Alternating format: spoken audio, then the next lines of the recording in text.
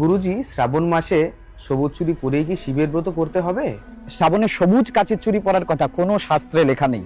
যারা শ্রাবণে সবুজ কাচের চুড়ি পরার সাপেক্ষে যুক্তি দিচ্ছে, আমি জানি না তারা কোন গ্রন্থ থেকে যুক্তি দিচ্ছে। শিব পুরাণ আদি শিবের উপাসনার যে গ্রন্থগুলি রয়েছে সেখানে কোথাও সবুজ কাচের চুড়ির কথা বলা নেই। যারা আজকে সোশ্যাল মিডিয়ায় সবুজ কাচের চুড়ি পরা নিয়ে ভিডিও করছে, আমি জানি না তারা কোন গ্রন্থে কোন শাস্ত্রে পড়েছে। তারা বলছে যে গ্রন্থে আছে, শাস্ত্রে আছে।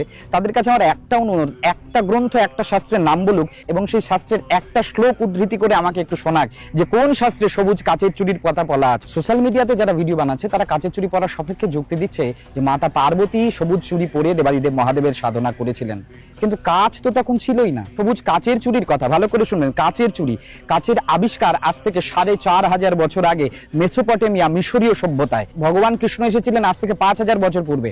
তার আগে এসেছিলেন রামচন্দ্র এবং তারও আগে পার্বতী অর্থাৎ সতী, তিনি দেবাদিদেব মহাদেবের জন্য ব্রত করেছিলেন। সেই সময় কাচের চুড়ি থাকার কথাও নয়। যদি তিনি সবুজ চুড়ি পরেই থাকেন তবে কাচের চুড়ি নয়, সবুজ কোনো প্রবাল বা রত্নের দ্বারা নির্মিত চুড়ি পরেছিলেন। যেমন আমাদের এখানে বিবাহিত মহিলারা শঙ্খের বা শাখা পরে, শাখার বদলে তারা যদি সাদা প্লাস্টিকের চুড়ি পরে বসে থাকে তাহলে কি সেটা শাস্ত্রসম্মত হবে? তাহলে কাচের চুড়িটা এলো কোথা থেকে? আসলে নন বেঙ্গলি অর্থাৎ উত্তর ভারতে যারা থাকে তারা এই শ্রাবণ মাসটায় এক মাস নিজের স্বামী এবং সংসারের মঙ্গল কামনায় সবুজ কাচের চুড়ি পরে দেবাদিদেব মহাদেবের ব্রত করেন। এটা একটা আঞ্চলিক প্রথা।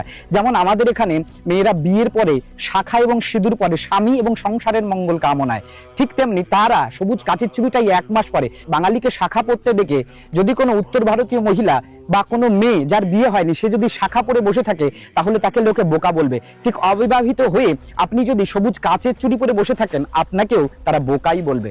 আপনি চাইলে কাচের চুড়ি পরতেই পারেন, কাচের চুড়ি পরে শিবের ব্রতও করতে পারেন, কিন্তু কাচের চুড়ি পরেই শিবের ব্রত করতে হবে এর কোনো মানে নেই। আপনার ইচ্ছা হয়েছে আপনি পরতেই পারেন। হর হর মহাদেব।